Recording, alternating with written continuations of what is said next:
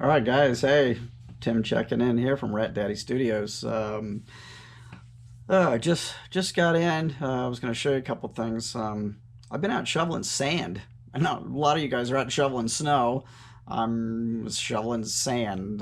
Somebody apparently bringing a load of fill into my neighborhood. We've got some houses under construction.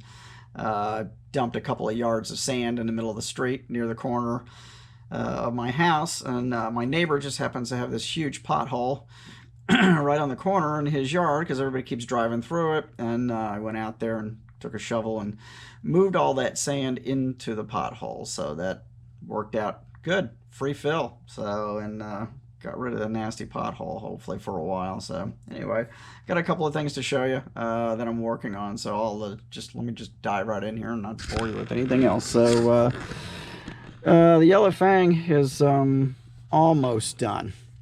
Um, got the wiring in, got the motor in finally. Canopy's just sitting in there. I haven't got my driver figure in there yet because still got to work on him. Got to paint the driver's helmet to match the body, and then I'll do a black wash over the whole thing, and I'll have to make a steering column to go in there too. But other than that, it's pretty much done. The smaller version, I just started painting on the motor on that one, but I guess I'm pretty happy with it, overall. I mean, it is what it is. I lost a parachute for it too. It didn't come with a parachute, but I had a chute, a 3D printed chute for it, and that disappeared. So I'm so organized most of the time. I keep everything in little small plastic tubs, and to stay organized. And where in the world that went, I have no idea. So I've ordered another one, actually a better one. It's a little more period. That'll work out good. But I drilled out the little magneto. Actually, it was a distributor. I drilled it out and kind of made it into a magneto and ran some wires into the motor. So anyway, that's where that's at. So I'm pretty happy with it. It is what it is for a 3D print. It's not perfect. Some details I'm not happy about, but it's done. So onward. I've been working on this little thing, this little vintage monogram racing speedboat. So I just glued the figure in here, so he's not set, but I think I'm pretty well done with it. I may add maybe a little detail to the driver's helmet, maybe, and I think I might gloss it, put some clear gloss on it because it's flat, because I sprayed everything with flat after I painted the figure. Added some little racing numbers this evening, but it's a pretty cool little thing. And got the little, you probably can't even see it on the camera, but these little pulleys with the little lines that go to the steering wheel. Put that in there with some thread, some kind of silver gray thread that I dug up out of my wife's endless stash of sewing stuff. Oh, it looks like I thought I scratched the paint on it, but it wasn't. Just something with the I'm so staticized, it's ridiculous. But anyway, so that's done. Kind of see the bottom there, little stand. And I think what I'm going to do is I think I'm going to cut a little piece of plexiglass and glue it to it. Just it's real tippy on this stand, and for whatever reason, after I mounted the engine, it's kind of sitting on the prop. I guess I should have had the prop turned the other way, and it's hitting the edge of the prop, so it's keeping the stand up off the ground. So I'm gonna have to fix that. But didn't do a lot of super detail in the face, just eyebrows on the face.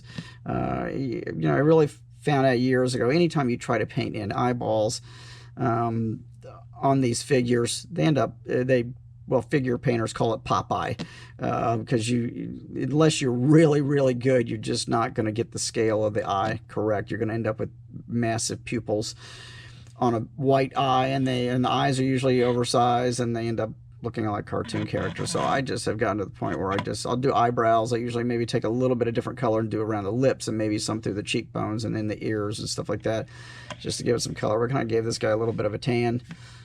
So anyway, that's gonna call that one pretty much done. Working on this 3D print, and this is really tippy, so I'm gonna be careful here. Get a better hold of my camera. So this is obviously a rat Fink, and he's holding a 55, 56 Chevy body that he is airbrushing. Haven't got the airbrush in his hand yet. Just put a little bit of a wash on his eyeballs this morning, a little bit of a red wash. Probably going to do a little more and then paint the veins in. But you can kind of see him. Now this whole thing is going to get another coat of clear gloss over the entire thing. When I get this isn't glued in, it's just stuck in there. But yeah, you can kind of see them. And this can, right now, this is just silver base coat. I think I'm going to try to do kind of a Mexican blanket kind of paint job on that can, and maybe do some pinstriping or something on it. And I'm actually thinking of putting some illumination under it. I am going to put this on a base of fluorescent acrylic. I think the fluorescent green that I've got. And the can is hollow. It's got a hole already in it. So I can put a switch on the back of this and have this where it will light up, and that would make the glow underneath the can and make the base light up too, which I thought might be kind of cool. Kind of like maybe he's sitting on a can of toxic something or other. So anyway, but he's coming along. Just a little more details, and then get that gloss on the rest of his body, and do another clear coat on the whole thing once I get the eyes finished. So anyway, that's where I'm at. Found this in the oh crap, another piece. I found this in the attic the other day. I think I built this, I think in the early '80s, and it's a mother's worry. And it was in the bottom of a huge tub of stuff in a cardboard box marked fragile. You can see, I mean, this is a rattle can paint job, but I was doing those gradient fades even back then. I'm not sure what kind of paint this was. The car's not too bad, but figure sucks. I think I had painted this figure white, and then I just lightly painted him. This was rattle canned. Most of the figure, I think, anyway, with like a probably sublime green or something, you know, and then I brush painted. And the shirt looks terrible because I brush painted it in gloss red. Look at that. What a mess. God. But, you know, 35 years later, 40 years later, I've learned a few tricks and tips. So, but anyway, I'm not going to get rid of it. I hung on to it, and a little piece of my modeling history. I just noticed I'm missing one of the little intakes there. So anyway, that's what's going on right now. You can see the small fang in the box there. Currently just started work on the engine on that one, and I taped it all off last night to paint the headers black. Everything else is silver under there, so got to peel that off. I can't remember if I asked you guys about glue or not in the last couple of weeks.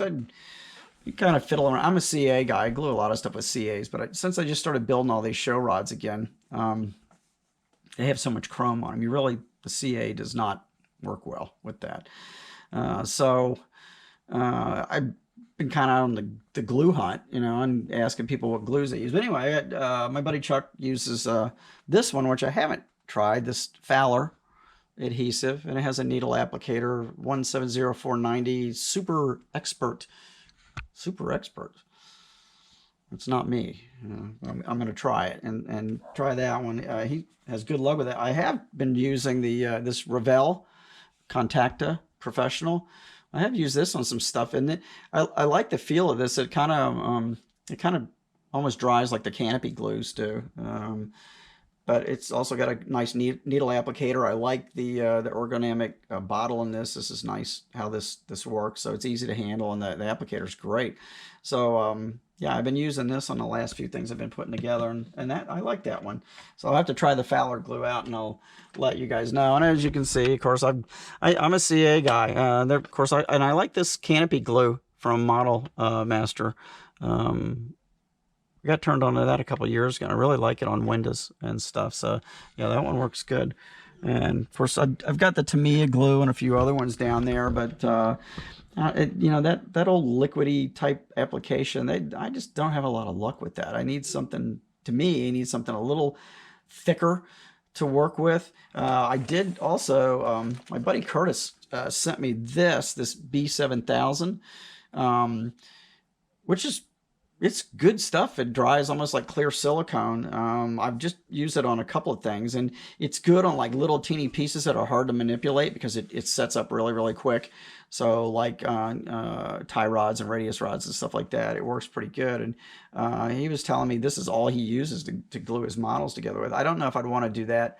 Not sure about what's in there. I from the smell of it, I think it's probably got some methyl ketones in there. I'm not sure. So, you know, you might have to be careful when using that on some of this stuff. And of course, I used this Permatex, this number 82180. That's one of my go-to things for gluing stuff together like this. When gluing arms on or legs, like this head, which is really heavy, stuff works great. I mean, when it hardens, it's like concrete, and it's there. I mean, I've been gluing stuff with that for years, and that particular one, that number 82180, is pretty much user friendly with like fiber optics and stuff. Back when I was building ships, big spaceships and stuff for people, and doing fiber optics lighting and stuff like that in there, I found out that one was really user friendly as far as holding all that stuff in there solidly and together without attacking it. I ran into a disaster way back on one of the Jupiter 2 models I built that had thousands of fiber optic strands in it. I used a different black silicone, and the agents in it attacked a lot of those pieces of fiber optics and just destroyed them. And I lost some of the lighting. Had the biggest mess getting that fixed. I mean, it really. And then I'd experiment around in this one. I found out it worked really good. So anyway, there's an application for that. So anyway, I'll let you guys go. Get back to building some models. I will have another update sometime soon. I'll probably have the small Fang done sometime in the near future. I've got so many things in primer right now and some in base coat. I got really pretty chameleon blue first color on the Stingaree body. I've got the chassis and base coat on that one. And then everything else, let's see, what have I got? Gypsy Wagon, Little Hot Dogger, Infinity, and I think Royal Rail. I've got all those chassis and engine blocks assembled, sanded, filled, primered, ready for paint. So once we get some weather, get back to that. It's 40 degrees here right now. The high was like 49 today here, which is unusual for us, but back up to 73 tomorrow. Chilling out again this weekend, but I know it's nothing like what some of you guys are running into up north. So I feel for you, man. I got some of my kids are up there in Virginia in the snow right now in the freezing cold weather. So you know, and I've been in that. I lived in that as a kid. Don't miss it. So anyway, get back to modeling. I will see you guys again soon. Thanks for tuning in, and keep building. And I can't get this to turn off. Oh, there we go. And it's still going. What the heck am I doing? No, I haven't been doing drugs. I just can't find the right button on my